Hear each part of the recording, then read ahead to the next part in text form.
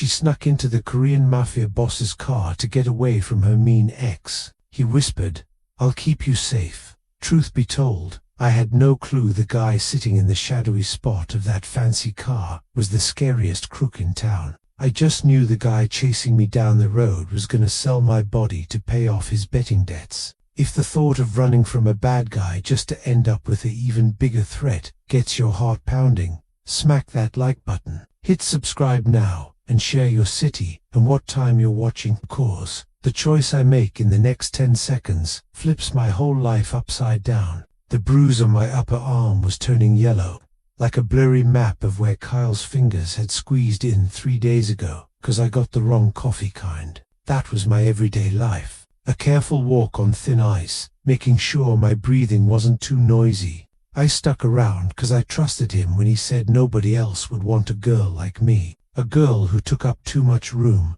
whose size was his top way to hurt her feelings about herself. I stuck around until this morning when I spotted the secret phone stuck under the bathroom sink. It was packed with messages about selling me. He wasn't just gonna hurt me this time, he was gonna trade me away. That was the spark. The pure icy fear beat out 5 years of brainwashing. I dashed off with nothing but what I was wearing, getting out of our stuffy basement place. I got 3 blocks away before I heard his old Camaro zooming down the street, chasing me. Fear makes you lose your smarts. I jumped into the underground parking lot of the fancy Eclipse Hotel, a spot way too posh for me, hoping the dark would hide me completely. My lungs hurt, my big body shaking with every breath. Kyle's car noise bounced off the cement walls. Getting nearer, I was stuck. That's when I spotted it. A shiny black car, its back doors a bit open. I didn't think twice.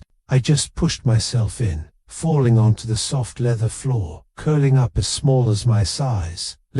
I squeezed myself between the front and back seats. I smelled fancy leather, light cigarette smoke, and something sharp like metal. I lay there, heart pounding hard against my chest, hearing the parking lot noises. Then voices, quick short Korean words that sounded super bossy like I'd never heard. The back door right by my head swung open. The guy who got into the seat over me didn't spot me right away. He was on the phone, his voice low and flat. I peeked a little. A pricey suit, perfect cufflinks, and on the hand on his knee, a hand that looked super strong.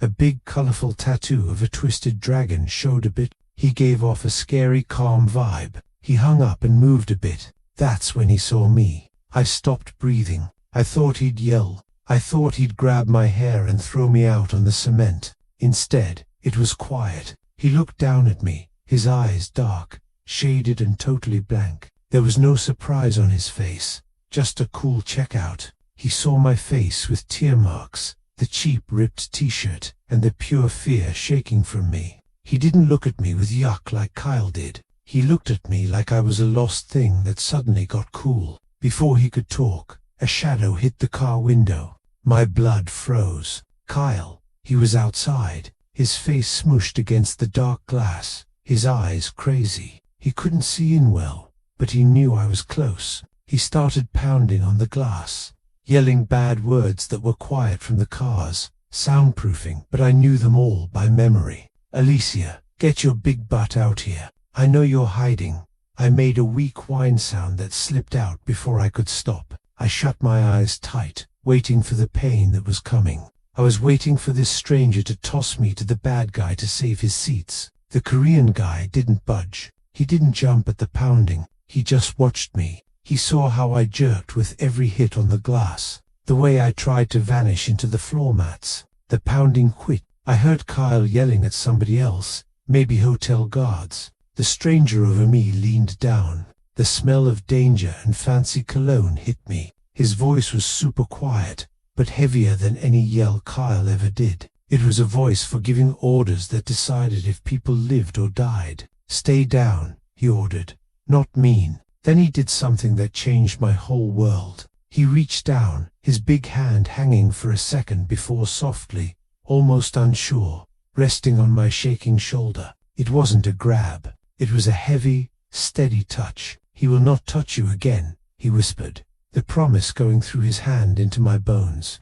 I'll protect you. He tapped the glass divider. The car moved forward, smooth and quiet like a hunter. I stayed curled on the floor, feeling the engine buzz under me, crying quietly as we drove by a mad, helpless Kyle. I was getting taken from one trap, I knew, but I had no clue what kind of fancy strong place I was going into. I looked up at the guy who had just saved me. He wasn't looking at me anymore. He was staring ahead, his jaw tight, looking like a king who just got a new tricky land. We drove for 40 minutes in total quiet. I was too scared to get up from the floor, my body hurting from being tense. Finally, the car slowed and went down. The dark outside the dark windows turned to bright fake light. When the car stopped for good, the door opened and his hand was there again. It wasn't pushy this time. It was helping. I crawled out, my knees wobbly and shaky. I felt super ashamed about my size and my messy look. I stood up and finally saw my savior fully. He was super good looking with high cheeks and eyes that seemed to hold 1,000 bad secrets. He was younger than I thought, maybe early 30s, but his vibe was old. He was Jong-hun. I would learn that name later, said with fear by strong guys. We were in the private underground parking of a top-floor tower that stuck up in the city's sky. It was clean, bright, and safe. 2 other guys in dark suits waited by a lift. They bowed deep, a full 90. When Jong-hun got out, they hardly looked at me like my being there was already planned, already handled. Take her to the guest room in the East Wing, Jong-hun told one of the guys in Korean. Then he switched to perfect English with a little accent for me. He looked right in my eyes. You are safe here. No one comes in this building without my say, and no one leaves with what I own.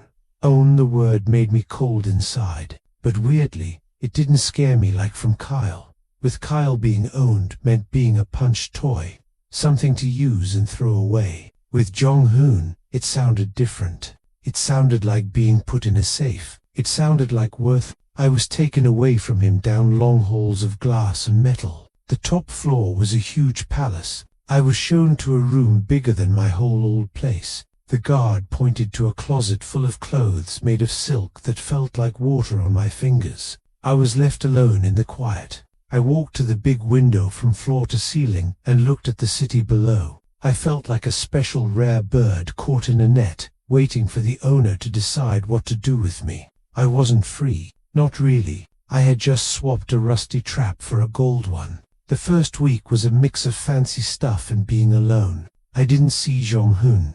I was watched by quiet, quick guys who gave me what I needed, but no chat. I learned the truth from news on the huge TV in my room. A gang killing at a downtown storage place was big news for 2 days. The cops wanted clues. The dead were small-time moneylenders and people sellers. And among the missing thought, dead Kyle. A cold twist in my gut. I knew for sure that Jong-hun hadn't just saved me. He had wiped out the danger. The next night, I was called to his private office. It was a dark room smelling of old books and power. He was sitting behind a huge wood desk, the city lights shining behind him like jewels he owned. He stood when I came in, his vibe filling the room. You've seen the news, he said. It was not a question. Did you kill him? I asked, my voice wobbly. I hated that part of me felt okay. Jong-hun walked around the desk, getting close, up near. The strong look in his eyes was hard to take. He didn't answer straight. The debt he owed was not money. He was selling something not his. He made me mad. He stopped inches away. For the first time, I felt a new kind of buzz. It wasn't fear of hits, but a sparky notice of how close he was. He looked me up and down, slow, on purpose, seeing every shape that Kyle made me hate. But in Jong-hun's eyes, I didn't see gross. I saw owning. You were brave in that car, Alicia, he said soft, using my name for the first time. It sounded like a prayer in his deep voice.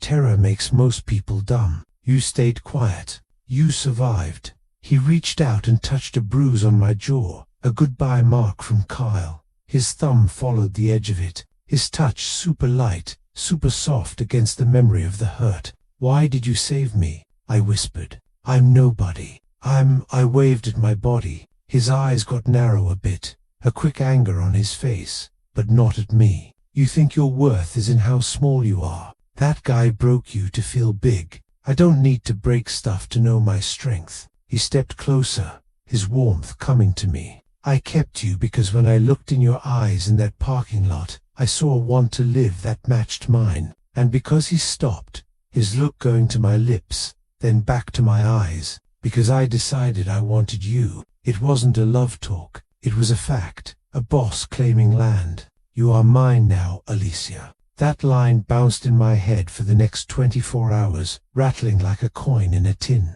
I didn't know if I should feel safe or stuck. The answer came the next night, not with a scare, but with a dress. A quiet maid put it on the bed. It was a deep blue silk, fancy and pricey, but no sleeves. I stared at it, my gut twisting. Kay had taught me to cover up. He said my arms were too big, too soft, too ugly to show. But more, my upper arms were full of old bruises and yellow marks. Wearing this meant showing the map of my shame. When I walked into the eating room, I felt bare. Jong-hun was already at the head of a table long enough for 20. He sent the workers away with a hand wave, leaving us alone in the big room. The quiet was loud. I sat to his right, staring at the fancy food, steak, cooked veggies, thick sauces. I didn't move to get any. Jong-hun watched me over his wineglass edge. You aren't eating. I'm not that hungry. I lied. The truth was, I was counting calories. Kay used to pinch my side before food and say I had enough before I ate. The old voice was still yelling in my head. Jong-hun put his glass down. The sound was sharp on the wood. He stood up, picked up his own fork and knife, and walked to me. I jerked, thinking he'd say bad about my look. Instead, he cut a bit of the good steak from the big plate and put it on my empty one. Eat, he ordered soft. In this house, being hungry insults the one who gives. You do not need to get small to fit in my world, Alicia. You are here to take up room. I looked up at him, surprised. He wasn't looking at my marks with yuck. He was looking at my empty plate with mad.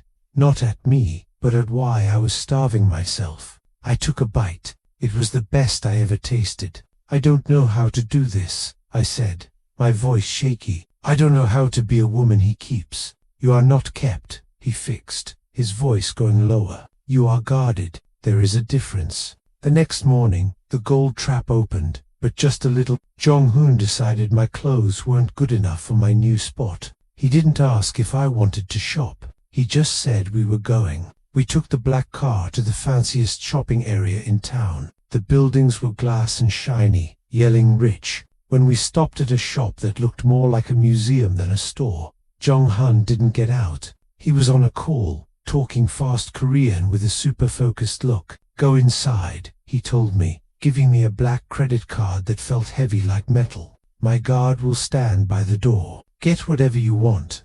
I walked in, feeling like a fake in my own body. The air inside smelled like cash. 2 salesgirls, young with sharp eyes and pretend smiles, looked up. Their smiles dropped fast when they saw me. I wasn't their normal customer. I was a big black woman in borrowed clothes, going into a store where the dummies were tiny. I looked at a rack of coats trying to find my size. One of the girls came over. She didn't offer help. She stood too close, arms folded. We don't have sizes for your body here, she said, her voice fake, nice but mean. The cheap store in the basement across might have stuff that fits. My face got hot. It was the same shame I felt lots before. I started to back up, saying, sorry, ready to run. Then the bell over the door rang. The room felt 20 colder. Jong-hun walked in. He must have seen my face through the window. He didn't look at the clothes. He looked at the salesgirl. Is there a problem? His voice was quiet, deadly. No, sir. The girl stuttered, turning red. We were just telling the lady about our sizes. Jong-hun didn't yell. He turned to the boss who ran over. Pulled the sales for the last hour. I am buying everything in this store now. The boss gasped. Sir, everything, he said again, except for her job. He pointed at the rude girl. Fire her now or I ruin this store's name by morning. The girl was crying in seconds. Jong-hun turned to me, ignoring the mess he made. He reached out and lifted my chin with his finger, making me look him in the eye. "Do not lower your head," he said loud for all to hear. "You are with me, and anyone who is rude to you is rude to the hand that feeds this city." He didn't just buy me clothes, he bought my pride back. I got then that his keeping safe wasn't just waiting, it was a tool, and he had just used it first. While Jong-hoon was away, the top floor felt less like a safe place and more like a grave. I couldn't just sit and wait to be fed like a spoiled animal. My bad past always made me want to be helpful, to earn my spot so I wouldn't get thrown out. I found the way to his private book room, a huge space with books that cost more than my old place. I started sorting. It was busy stuff, but it kept my hands steady. I was piling files on the wood desk when a brown folder slipped from the bottom. It hit the floor soft. I bent to grab it and stopped. The label didn't say moving or sending. It said Kyle. My heart pounded hard. I knew I shouldn't look. I knew in a house like this, being nosy was risky. But I opened it. It wasn't a cop paper. It was a debt book. I looked at the pages. My breath stuck. Kay hadn't just owed cash to random bad lenders. The tops of the lists had a red mark, a lotus flower in iron chains. The Iron Lotus. It was a rival group. The numbers were huge. Kay had bet away all he had, and then he borrowed using me. But the last page made the room spin. It was a move paper. It showed the full debt. Tons of money. Marked paid full. The sign at the bottom was fancy and sharp. Young Jong-hun. The date was from the day he found me in the car. I dropped the file on the desk. The knowing hit me like a hit. Jong-hun hadn't just saved me from Niceheart. He hadn't just found a scared woman. He had bought me. He had paid the Iron Lotus to get Kyle's debt, which meant he owned the thing put up. Me, I sank into the leather chair, holding the paper. The safe feeling I started to make went away fast. I wasn't a visitor here. I was a deal. I was a thing got in a bad takeover. The nice at dinner. The help at the shop. Was that just him fixing his buy? Was I just a pricey thing he needed to clean before using? I sat there in the getting dark room, the city lights coming on outside, waiting for the lift sound. I needed to look him in the eye. I needed to know if I was a person to him or just a thing on a list he paid. The dragon had saved me from the wolf. Yes, but dragons don't save girls for free. They keep them in towers for a reason.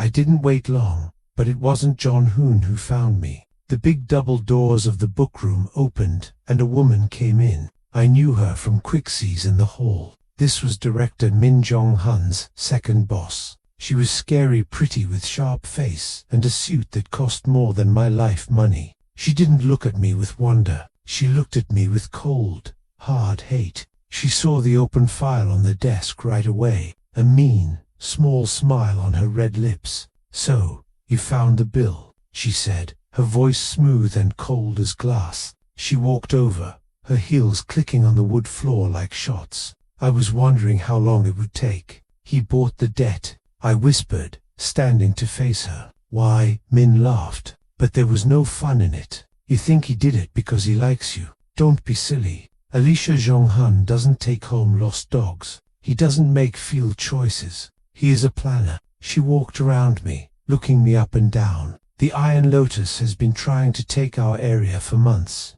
They used your ex to clean money. By buying his debt, Jong-hun didn't just get you. He got a real claim to their work. You aren't a girlfriend. You aren't a guest. You are bait." My gut flipped. "Bait. The Iron Lotus will come for you to look good," Min said mean, leaning close. "And when they do, Jong-hoon will be waiting to smash them. You are just the cheese in the trap. Don't think a smart move is love. Once the fight is over, you will be thrown out." She turned and walked out, leaving me breaking into a million bits. The dream story was dead. I was just a piece in a fight between bad guys. Minutes later, the lift rang. Jong-hun walked in. He looked tired, smelling of rain and gun smell. He loosened his tie, his eyes looking for me. When he saw me by the desk, he stepped forward, his face getting soft. "Alicia," he started. I jerked away from him, backing against the books. The hurt on his face was quick, but before we could talk, The room got red flashing light. A loud alarm screamed through the top floor. "Stay back," John Hun yelled, his way changing fast from tired guy to deadly guard. He pulled a gun from his belt and moved in front of me. Guards rushed in. One held a small wrapped box left at the front gate. It wasn't a bomb. John Hun took it, his face serious. He opened it slow. Inside was a cheap, dull ring. My old wedding band, the one Kyle sold a year ago. There was a note inside. "A debt is never fully paid." The Iron Lotus knew I was here. Min was right. The fight had come. Is Director Min telling the truth? Is Alicia just bait for a war? Or is she the prize he's willing to start a war for? Hit the like button if you think he's falling for her. Subscribe and comment your theory. Bait or beloved? The answer in the next chapter will shock you. The red emergency lights stopped flashing, replaced by the bright white of the main lights. The guard team went back to the edges, leaving us alone in the middle of the book room. The quiet after the alarm was heavy, full of fear smell and old paper. The brown folder, the proof of my buy, lay on the desk between us like a ready gun. "Is it true?" I asked, my voice barely steady. I pointed a shaky finger at the file. Director Min said, "You bought that debt to own a piece of the Iron Lotus." She said, "I'm just a chess piece. Am I just bait to you, John Hun?" John Hun looked at the file, then at the door where Min left, his jaw tight until a muscle in his cheek moved. He did. "Min is useful, but she is jealous," he said, his voice low and shaking with held mad. "She sees the world in things and debts. She cannot get why I broke my own rule." "What rule?" I asked hard. "I never bring work home," he said, finally looking at me. The strong in his dark eyes took my breath. "And I never let debts live. If you were just a tool, Alicia, I would have left you in that parking lot." He reached into his pocket and pulled out a gold lighter. He didn't wait. He flicked it, and a blue fire started. He held corner of the debt book too. The fire, we both watched as the paper curled, turning black and breaky. The record of my sale, the proof of my shame, turned to ash right in his hand before he dropped the burning bits into a metal trash. "I bought the debt so no one else could claim you," he said, stepping over the ashes to stand right in front of me. "I cleared the book so you would belong to no one, not even me, unless you chose to." He reached out, taking my hand. His skin was rough, warm, and real. "You are not bait, Alicia. Bait is throwaway. You are the only thing in this whole city I am scared to lose." The wall around my heart fell. He wasn't using me to win a fight. He was starting a fight to keep me. For the first time since I got in his car, I didn't feel like a hurt person. I felt special. But looking at the shur in his eyes, I knew that being special to a dragon came with a bad cost. The Iron Lotus wasn't hitting us because of money anymore. They were hitting because he had made it personal. The ring was a war start, and Jang Hoon planned to answer it. The next morning, the top floor was busy with stuff. Guys in suits were checking guns, and the air buzzed with stress. The Iron Lotus had come out of hiding, and to stop them, John Hun had to go to the midnight party, a fair spot for the bad world big shots to face their boss. "Chairman Vong, you will stay in the safe room," Jang Hoon ordered, fixing his cufflinks in the mirror. "It has its own air and strong steel walls." "No," I said. He stopped, turning slow to look at me. He wasn't used to no. "I'm going with you," I said, holding firm. My hands shook, but my voice was strong. I went through Kyle's files. "John Hun, I know the fake companies the Iron Lotus uses to move money. I know they're moving. If you go alone, it's a tie. If I go with you, I can point out the guys who don't fit." He looked at me, really looked, checking my strong. He didn't see a broken woman anymore. He saw a teammate. "It is risky," he warned. "If bullets fly, I cannot promise I can stop them all. I survived 5 years with a monster," I said. "I can handle a dinner party." A slow, proud smile hit his lips. "Then go get dressed. We leave in an hour." The dress was green, soft fabric, deep and rich, hugging every shape I used to hide. It had long sleeves that covered my bruises, high neck and royal. When I looked in the mirror, I didn't see the scared girl from the basement place. I saw a queen getting ready for fight. Walking into the party on his arm was like going into a lion spot. The big room was full of the city's scariest people. The music stopped when we came in. Hundreds of eyes turned to us. They looked at Jong-hoon, the dragon of soul, and then they looked at me, a big black woman standing tall next to the strongest guy in the room. I heard the whispers. I saw the SNES hand tighten on my waist, pulling me close to his side. It was a owning, bold hold. He walked us through the crowd, splitting them like water. He wasn't hiding me, he was showing me off. "Keep your head up," he whispered by my ear, his breath warm on my skin. "Let them see what a real queen looks like." We got to the middle of the room. Across the floor, an older guy with cold snake eyes lifted a glass to us. It was Chairman Vong. He smiled, looking at me like I was a mouse that walked into a trap. But he didn't know that mice learn to bite. The party was hard to breathe. The air smelled of fancy smell and hidden hate. Even though Jong-hoon held me close, his body a solid warm wall by mine, I felt the cold looks of 100 people who wanted us dead. Nice talk, he'd kill threats here. I stood by him holding a glass of bubbly drink. I had no plan to drink, my eyes moving around the room. My years with Kyle taught me one thing: Superwatch. I knew how to check a room for danger before the first hit. I watched the workers. The servers were moving too quick. They were coming near our balcony spot way too often. A guy with a tray of snacks looked at Chairman Vong across the room. It was a tiny look, a small nod, but I saw it. "Jong-hun," I whispered, squeezing his arm. "The server, the one with the scar on his neck. He's going around us." "I see him," Jan-hun said low, his body getting tight like a spring. "Stay behind me." But he was looking at the server on the floor. He wasn't looking up. I looked toward the upper level where the lights were. A shine of metal caught the light. Then I saw it. A tiny red laser showed on the lapel of Jong-hun's fancy jacket, right over his heart. Fear didn't stop me this time. It made me move. "Get down," I yelled. I didn't wait for him to guard me. I threw my whole body against him, pushing him hard to the right. The crack of the sniper gun echoed like thunder in the big room. The bubbly glass in Jong-hun's hand broke, bursting into 1,000 shiny bits where his chest was a second ago. Screams started. The crowd moved in a wave of scared fancy clothes. We hit the stone floor hard, the hit knocking my breath out. Jong-hoon didn't stay down. He rolled fast, covering my body with his, blocking me from the mess. In one smooth move, he pulled a silver gun from his jacket. His face, usually calm, was twisted into pure, scary mad. The dragon was out.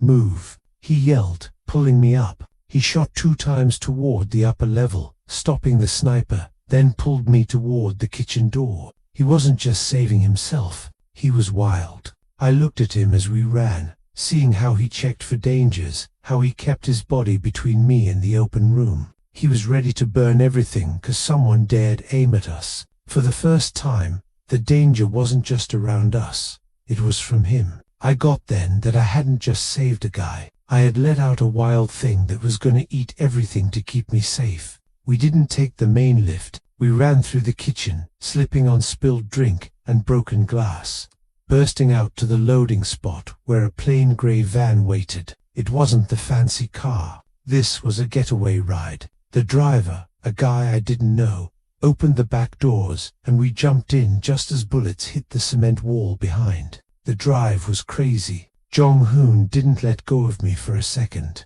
We sped from the shiny city middle, going to the dark factory outline of the shipping spots. This was the bottom of his world, a place of rust and dark. We stopped at a pile of shipping boxes turned into a quick, safe spot. It was cold, smelling of salt, water, and oil. Inside, there was a bed, a table, and a med kit. It was a hard, dirty change from the top floor fancy we left an hour ago. "Are you hurt?" Jong-hoon asked hard, his hands checking my arms and shoulders for hurts. "I'm fine." I breathed hard, energy still running in me. "I'm okay." "You're bleeding," he said, his voice breaking. I looked down, A rough tear in my soft sleeve was wet with dark red. I must have cut my arm on the stuff when we fell. I hadn't felt it. John Hoon grabbed the medkit. He sat me on the bed and started cutting the bad fabric. His hands, steady enough to shoot a gun before, were shaking. "You pushed me," he whispered, putting clean stuff on the cut. He looked up, his dark eyes wide with mix of wow and scare. "You saw the laser. You saved my life, Alicia. I couldn't let them take you," I said, simple. He stopped cleaning the wound. He dropped the cloth and held my face with his bloody hands. "I am supposed to be the guard," he said, choked. "Not you, never you." The close moment was too much. In this rusty metal box, without his rich suits, he was just a scared guy holding the woman he loved. Then the lights went out. The box went dark. A second later, red emergency flashes started, with the sound of locks sealing the heavy metal doors. Jong Hun stood fast, pushing me behind him. He checked his phone. No signal. "The driver," he growled. "He's gone. We weren't safe. We had been led here." The sound of heavy boots on metal echoed outside around us. The Iron Lotus hadn't missed at the party. They had just pushed us into a smaller trap. There was no way out. The air in the box was freezing, stinging my bare skin. Outside, the heavy boot sound stopped. Quiet fell, worse than noise. It meant they were setting up. They were making a kill spot. Jong Hun turned to me. The fear was gone from his face, replaced by a scary calm. He reached behind and pulled out a heavy black gun. He put it in my shaky hands. The metal was warm from him. "Listen to me," he said, his voice steady. "There is a hatch in the floor behind those boxes. It drops into the drain tunnel. When I open the door, they will look at me. You drop down. You run?" "No," I whispered, holding the gun. "I'm not leaving you." He grabbed my shoulders, his hold hard. "This isn't a talk, Alicia. I bought your debt to give you a life, not a death. If anyone comes through that hatch who isn't me, you shoot all. Do not wait." I got then what he was doing. He wasn't planning to win. He was planning to give up, to let me go. The deal was over. This wasn't business. This was love. He leaned in, pressing his head to mine for a second. A quiet bye. Then he turned. He kicked the heavy metal door open and ran out into the dark, shooting 2 times in the air to get their eyes. Guns started right away, a loud roar that shook the walls. I didn't go for the hatch. I couldn't. I dropped the gun and climbed the rusty ladder on the wall. Going up to the crane controls above, I pushed open the top grate and crawled into the driver's spot. Below me, the dock was a mess of gun flashes. I saw Jong Hun stuck behind a pile of wood, outnumbered, and then I saw him, the driver, the guy who brought us. He was sneaking on Jong Hun, moving quiet through dark with a big gun up, aiming at Jong Hun's open back. Jong Hun didn't see him. He was looking front. He was seconds from death. He walked into fire for me. Now, I have 1 second to save his life. If you believe being true is worth dying for, hit the like button right now. Subscribe, because what I do next changes the history of the young group forever. I grabbed the heavy control sticks. They were cold and hard from time. I looked down at the bad guy, aiming at the man who gave me my pride. I didn't feel fear anymore. I felt a cold, hard, mad. I wasn't just a one who lived. I was the dragon's team. I held the controls. I pushed the stick forward with both hands, yelling with the work. The big gears of the huge crane made noise, a scream of metal on metal that cut the night. The heavy steel box hanging from wires swung hard left. The driver looked up too late. The corner of the big ton box hit him, and the pile of boxes he hid by. The hit shook the ground like earthshake. Wood broke, metal screamed, and the bad guy was buried fast under a hill of stuff. The fight spot went quiet for a beat. Everyone stopped. Jong Hun turned. He looked up at the crane, seeing the box swing, seeing me in the spot, knowing I didn't run, knowing I fought. That moment changed him. Seeing me jump in woke something wild. He didn't cover his head or go back. He moved. The dragon was fully out. He jumped over the wood, moving with speed and hurt. That was scary to see. He got close to the last 3 killers before they could snap back. It was rough. It was quick. It was end. He didn't shoot again. He used his hands, his knife, his mad. In 30 seconds, the dock was quiet. The only sound was the creak of the crane wires in the wind, and my own hard breathing fogging the glass of the driver's spot. Jong-hun stood in the mess. He walked to the crushed stuff where the driver was. He didn't look away. He checked the kill with a cold, blank look. Then he put away his gun and looked up at me. I climbed down the ladder, my legs like jelly. I hit the cement and tripped. I thought he'd be mad. I didn't listen. I thought he'd yell for putting me in danger. He walked to me, his fancy shirt torn, his hands bloody. He didn't talk. He stopped 2 feet away and dropped to his knees. He fell to the dirty cement in front of me.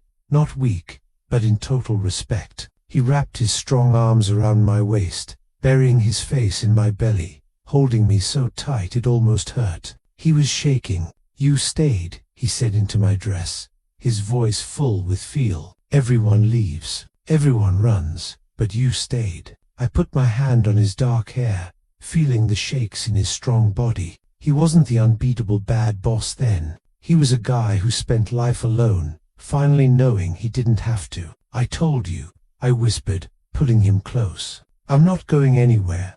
He looked up at me then. The dark in his eyes was gone, replaced by a strong, hot, true. He stood up, lifting me easy into his arms like I was light. He didn't look at the body. He didn't look at the burning mess. He only looked at me. We had walked into the fire as 2 different people, but we were walking out as one. Sunup came over the city, coloring the sky in gold and red-orange. The light looked different from the top-floor balcony today. It didn't look cold or far. It looked like wind. The gold trap I feared was gone. In its place was a strong place, one we held together. The danger of the Iron Lotus was broken. The hurt message Jong-hun sent at the docks got to the whole bad world. The changes were fast. Director Min was gone. I watched from the window as she was taken out of the building by 2 armed guards. Her office empty, her way in stopped. Jong-hun had cleaned up. There was no spot for jealous or bad in the new big group he was making. He chose true over a long time. I found Jong-hun on the balcony. He was clean, in a new dark suit, but the dark marks on his hands stayed. A quiet hurt memory of the night before. He didn't turn when I came near. He didn't give a love talk or flowers. He just reached in his pocket and gave me a heavy black softbox. My heart pounded hard. I opened it slow. Inside was a ring, but not a shiny merry ring. It was heavy gold with a flat black stone with the fancy roaring dragon mark of his family. It was a sign ring, the kind only family heads were. It was a mark of power, not just marry. "I promised to keep you safe," he said, his voice rough with feel as he looked at the city below. He turned to me, his eyes strong, but I was wrong. "You don't just need keeping safe, Alicia. You need power." He took the heavy ring and put it on my finger. It fit perfect. "You are not my side girl," he promised, his look burning into mine. "You are my equal, the queen of the Iron Lotus." I looked at the black stone on my hand, then at the city that once scared me. I wasn't the shaky woman hiding in the back seat anymore. I was standing at the top of the world. I took the ring. I took the dragon. She went from a hurt girl hiding in a car to the woman running the city. Which part touched you most? The runaway, the party, or the crane at the docks? Tell us in the comments, and don't forget to drop your city in time. Subscribe now so you don't miss the next